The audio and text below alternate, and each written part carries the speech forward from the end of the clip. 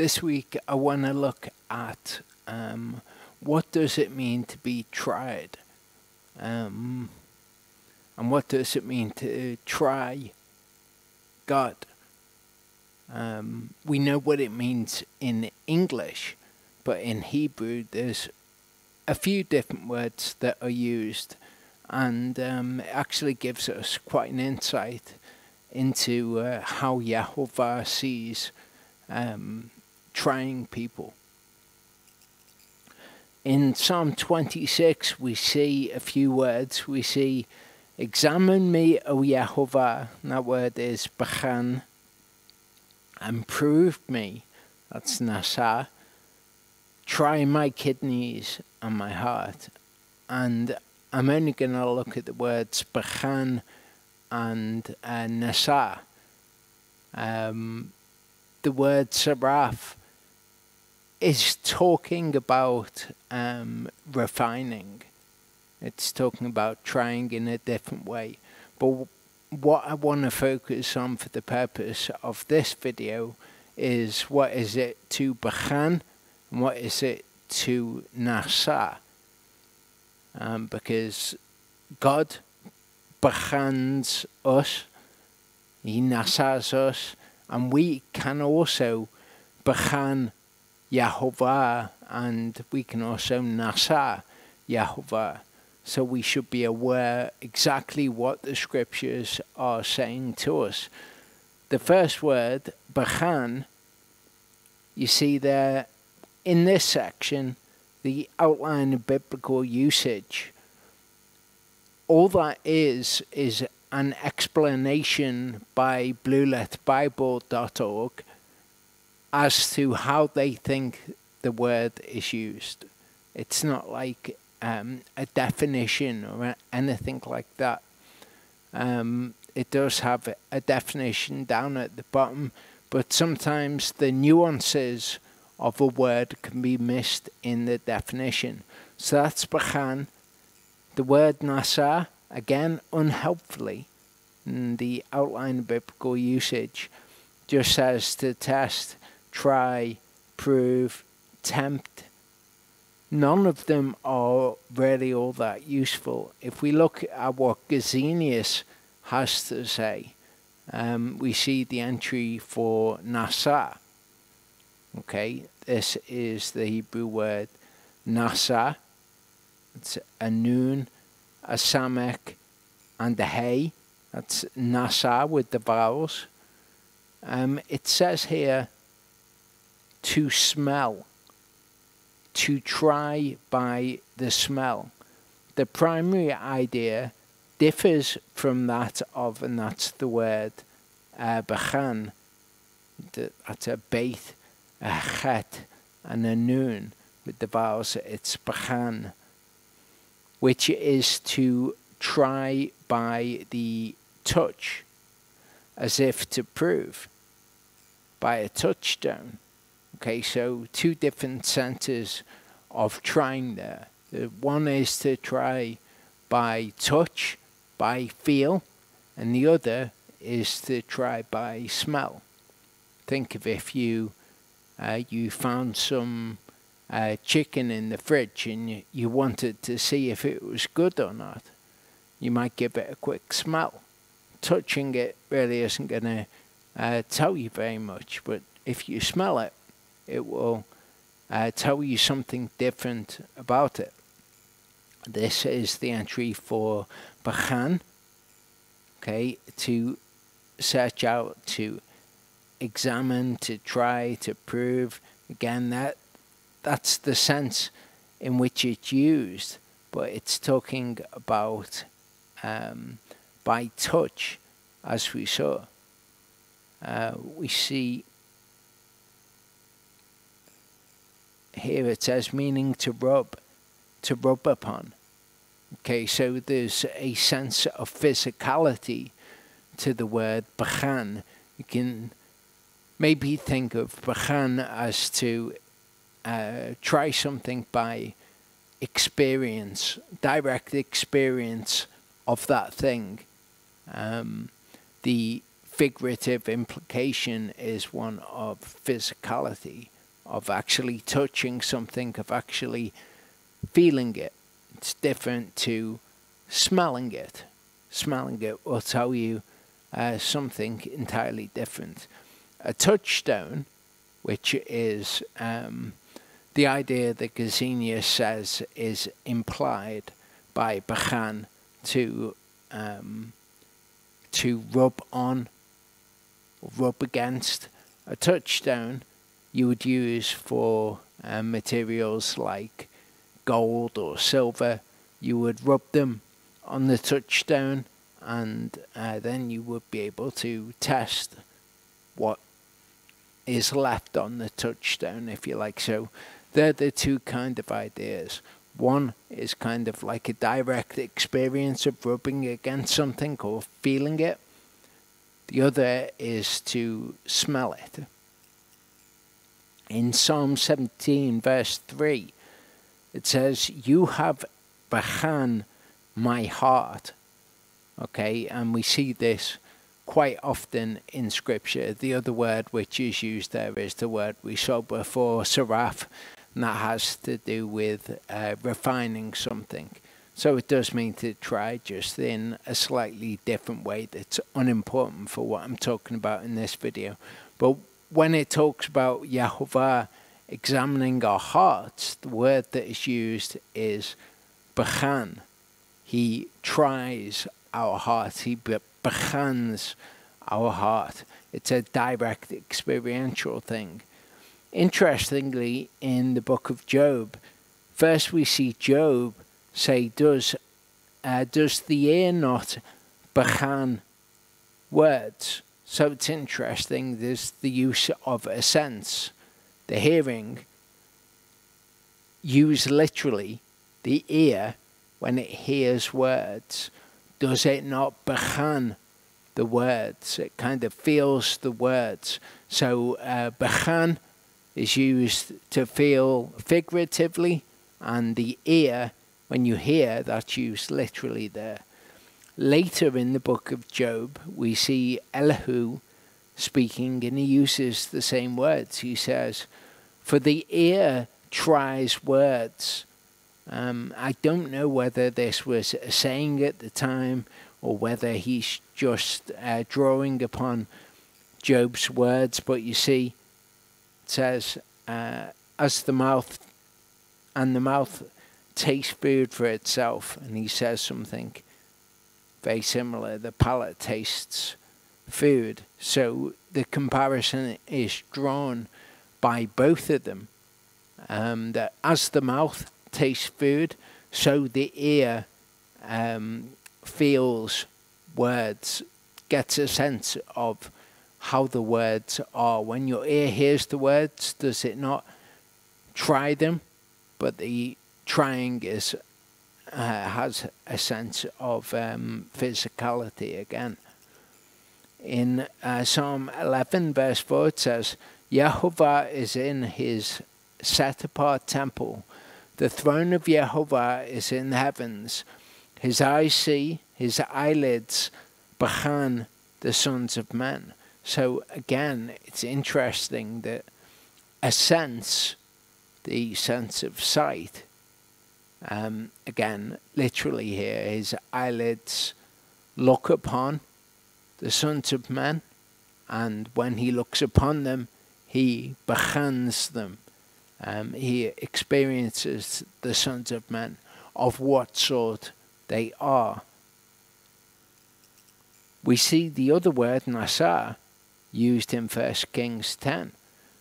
The Queen of Sheba, or Sheba, heard the report of Shlomo concerning the name of Yehovah, and came to try him with her questions. So you see, in the English, we don't get a differentiation here between trying bachan and trying nasa.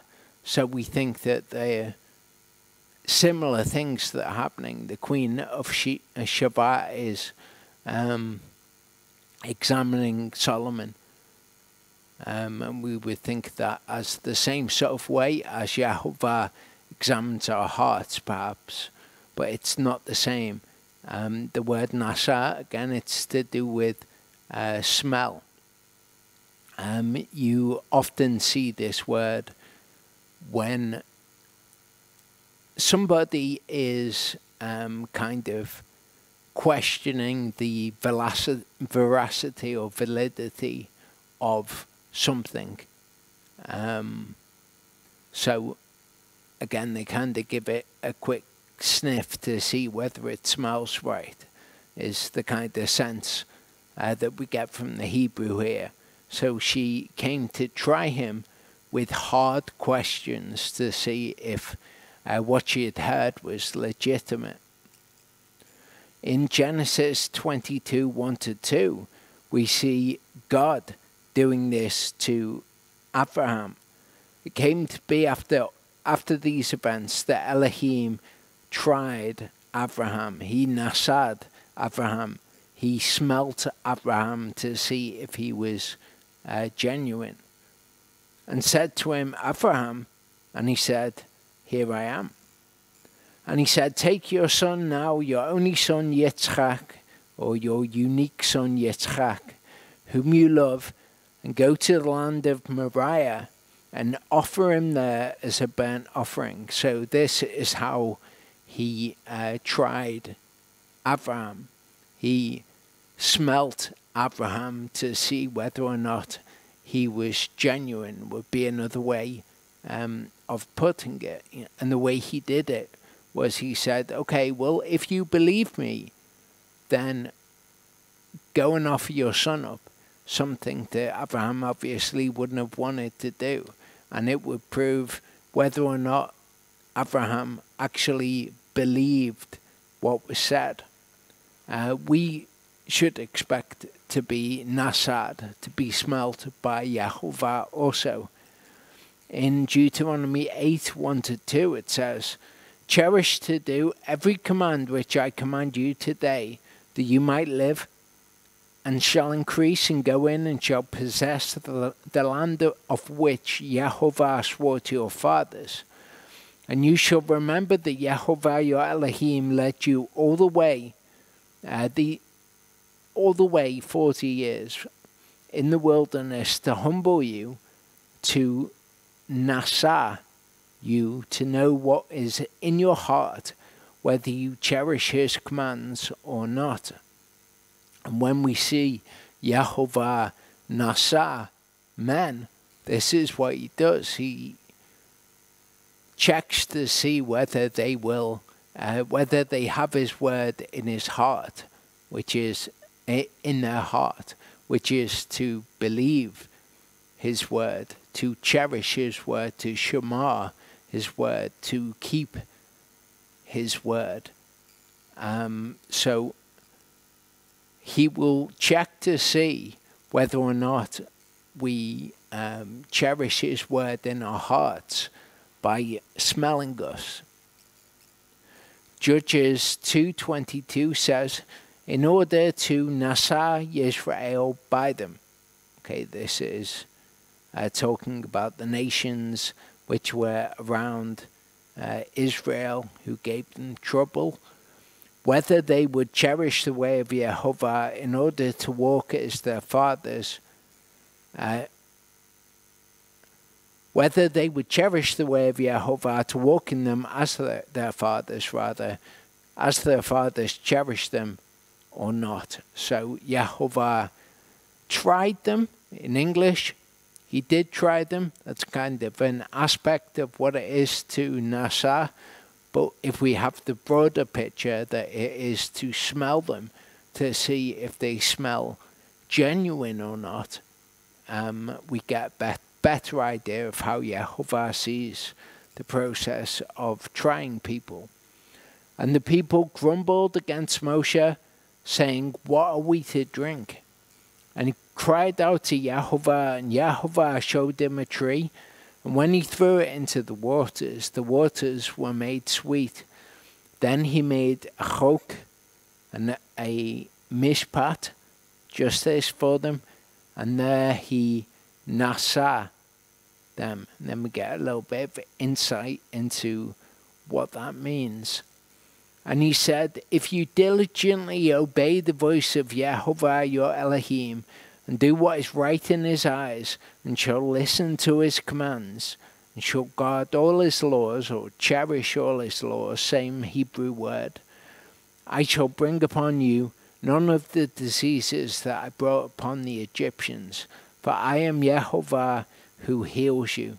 So, again, we see that it's all linked to whether they cherish the word, whether they shema the word, whether they hear and obey the word. So he gave them the commandments to do, and then he tried them as to whether they would do it. He smelt them to see if they were genuine or not. Numbers 14:22, we see when we try Yehovah, it's the same word. They have tried me now these 10 times. Deuteronomy 6 verse 16 says, do not try Yehovah your Elohim as you tried him at Massah. So again, it's to kind of approach something almost with skepticism, almost like you're just trying it out to see whether or not it is genuine. We are not to do this with Yehovah. Here we see in Psalm 78, they tried ale in their heart by asking food according to their desire. And they spoke against Elohim. They said, is ale able to set a table in the wilderness? So again, there's this kind of testing his genuineness, whether or not he can do as he has spoken. Look, he struck the rock so that the waters gushed out and the streams overflowed. Is he able to give bread also? Would he provide meat for his people? Therefore Yehovah heard and was wroth. So a fire kindled against Yaakov, and displeasure also came up against Israel. So again, they kind of doubt the veracity of what he has said. It's not a response of belief. One can try Elohim, as in one can bachan Elohim. And what I mean by that is when you do the commands, when you cherish the word in your heart, you will have an experience of Elohim in response to that. If you nasa Elohim, it's not a response of belief. Again, in English, we've got the two words as one, as try. So, can you try Elohim?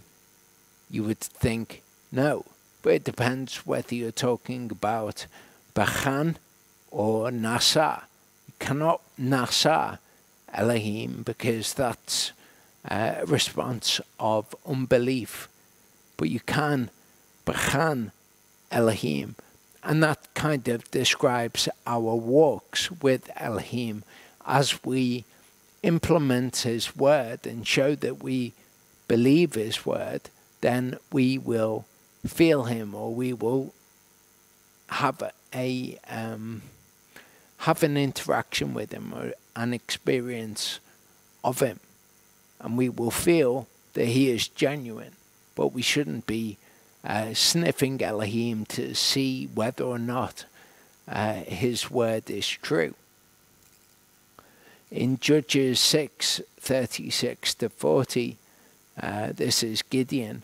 It says, and Gideon said to Elohim, if you are saving Israel by my hand, as you have said, see, I am placing a fleece of wool on the threshing floor. If there is dew only on the fleece, and it is dry on all the ground, then I shall know that you are saving Israel by my hand, as you have said. And it was so. And he rose early the next morning and pressed the fleece, and wrung dew out of the fleece to fill a bowl with water. And Gideon said to Elohim, do not be displeased with me, and let me speak only this time. Please let me nasa only this time with the fleece. Please let it be dry only on the fleece, and let there be dew on all the ground. And Elohim did so that night, and it was dry on the fleece only, but there was dew on all the ground. So we actually have Gideon here approaching Yehovah and saying, allow me to nasa, allow me to see if you really are going to save Israel by my hand. Remember, he says that I am the least in my clan. Maybe he has self-esteem issues, but he doesn't just presumptuously nasa Yehovah. He says, please forgive me. Would you do this thing so that I can know whether or not you're going to do this by my hand? It's kind of like disbelief at the fact that Yehovah is going to use him to save Israel. And so he asks for a sign, and that is described as him nasa, as him finding out whether Yehovah will genuinely do what he has said.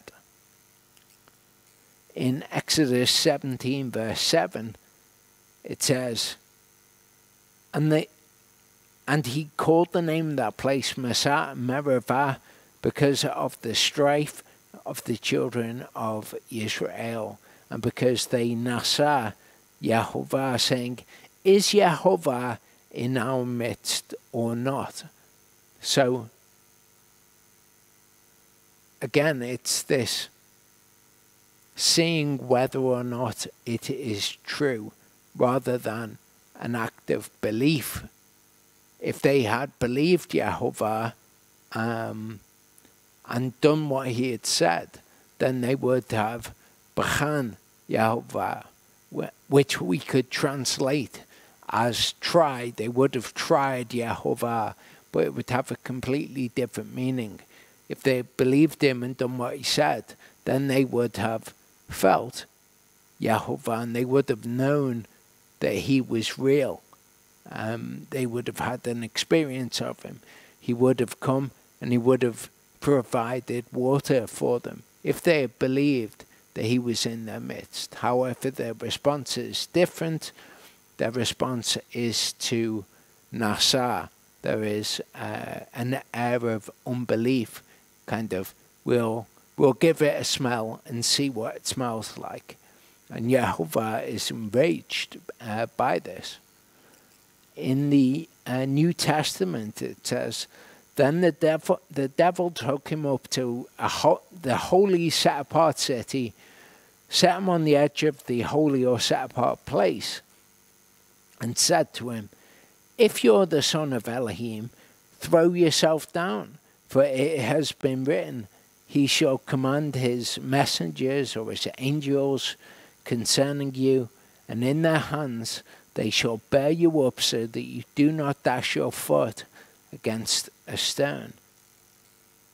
Yeshua said to him, it has also been written, you shall not try Yehovah your Elohim. So it's kind of like the devil comes to him and says, if you're the son of Elohim, throw yourself off, because you'll be fine. We should never act presumptuously in thinking that Elohim will do something. If we act in belief in his word, that's different, and we will bechan Elohim, we will feel Elohim in the results of our belief, but we should never presume upon something, we should never act in a way that we wouldn't normally if it wasn't for something that we knew about Elohim. So often you'll hear people say, I was living by faith. And what that actually equates to is, I didn't get a job. I didn't do anything to help myself. I just waited on God to provide for me, because he says that he's my provider. Or sometimes you'll hear people say that anyway. I've known people to say that in the past. But that's not having faith in Elohim and subsequently bechaning him because of it.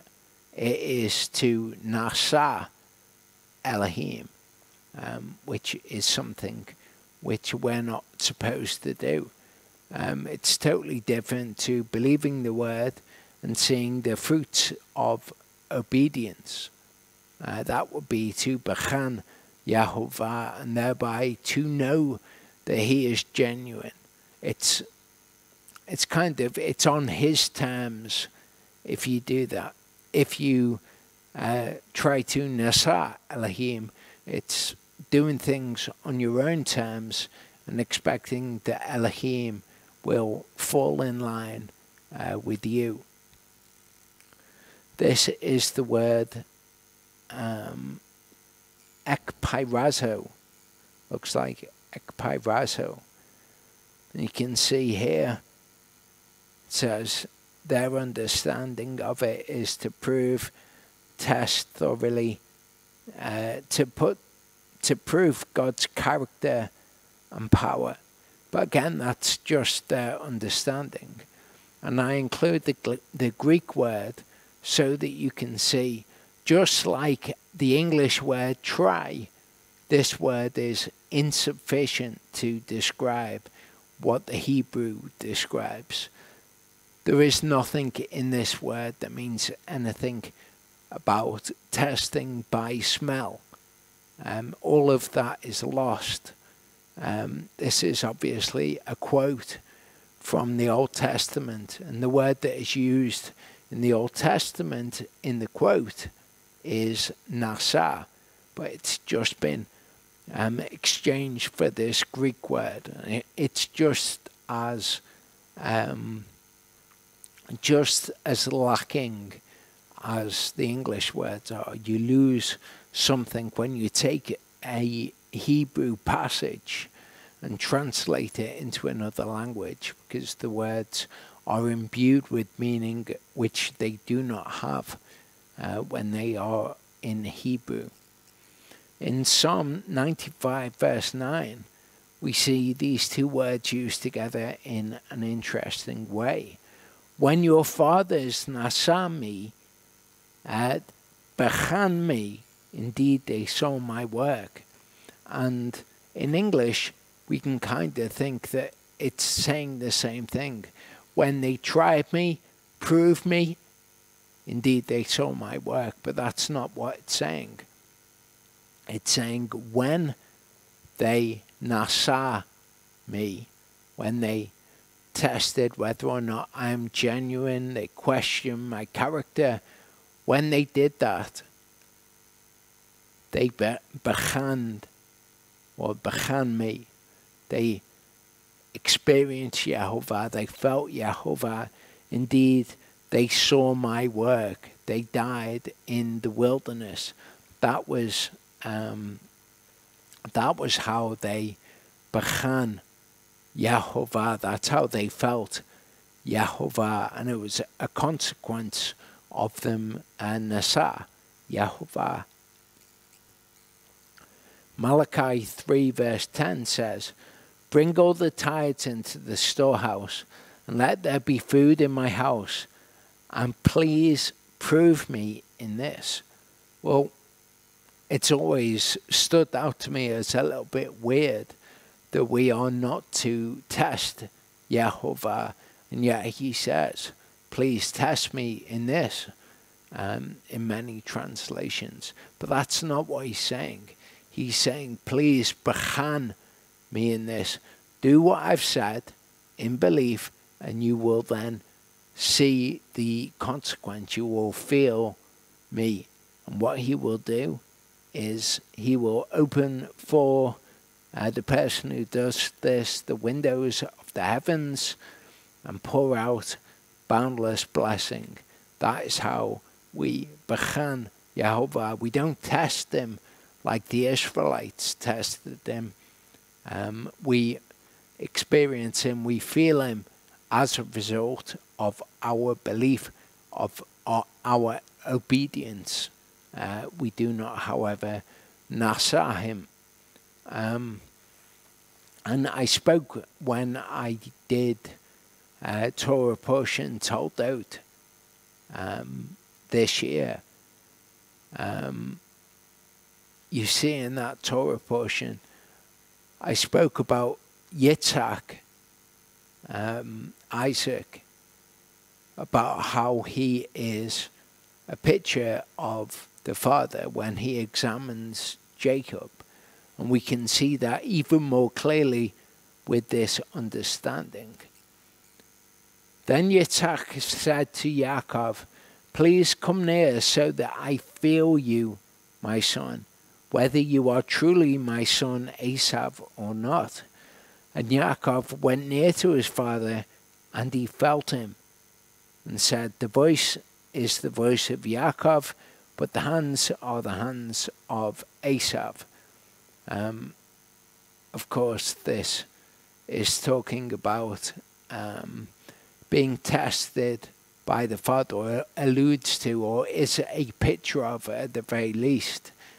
Us being tested by the Father are the things that we say and the things that we do in line with each other. Or are we hypocrites? Do we speak as if we're Jacob, but the works that we do are the works of Esav? But what he does here is interesting. He feels him, just like he was bechaning him. What Yitzchak does here could be described as him bechan Yaakov, because he tests him by the touch. He sees how he feels. And that just as the Father does with us, remember, he bechans our hearts. He bechan our heart, rather. And then what do we see later? Just as Yehovah will bechan us, just as he will nasa us, he will test us by touch, and he'll test us by smell. We see he came near and kissed him, and he smelled the smell of his garments, blessed him, and said, see, the smell of my son is like the smell of a field which Yehovah has blessed. So Yehovah will nasa us, and he will bechan us, just as Yitzhak did with Yaakov. When it says he smelled him, that him testing who this person was by smell could be described by the Hebrew word nasa. Him testing him by what he felt like could be described with the word bechan. So if we are tested by what we feel like, the things that we actually do in response to Yehovah's command, and we know that we are nasa by him also, what is it that he is looking for? What should we smell of? Exodus 40:26-27 says, and he put the gold altar in the tent of meeting in front of the veil, and burned sweet incense on it, as Yehovah had commanded Moshe. And the sweet incense is a sweet fragrance to Yehovah, as in fact all of the offerings in the earthly tabernacle are. Here we see the grain offering described as a sweet fragrance. Okay, a sin offering wouldn't be a sweet fragrance because it would only be offered, sin offering or guilt offering, accompanied by sin. You would have had to have sinned in order to give those offerings. But when we bring a burnt offering, when we bring a grain offering to Yehovah, they are sweet fragrances before him, or a peace offering. And the instructions for the earthly tabernacle not only tell us about the earthly tabernacle, because the earthly is patterned after the heavenly, it also tells us what happens in heaven. We see in Revelation 8:3, we see an angel offering incense in heaven, and with it, the prayers of Yehovah's people. It not only tells us about what happens in heaven, it also tells us about ourselves. Okay, the offerings that we make, the spiritual sacrifices, are sweet fragrances to Yehovah as well. And we get a little bit of insight into this in the New Covenant writings. In 2 Corinthians 2:14-15 it says, "But thanks be to Elohim, who always leads us on to overcome in Messiah and manifest through us the fragrance of his knowledge in every place." Because we are to Elohim the fragrance of Messiah among those who are being saved and among those who are perishing. So when we act in obedience, when we act in belief, it is the fragrance of Messiah to Elohim. So when he smells us, we smell correct to him. He will test us. He will try us by smell. And this is the smell that he's looking for. Philippians 4:18 says, "Indeed, I have all and more than enough. I have been filled, having received from Epaphroditus what you sent, a sweet-smelling fragrance, an acceptable offering, well-pleasing to Elohim." So their gift to Paul is described as an acceptable offering.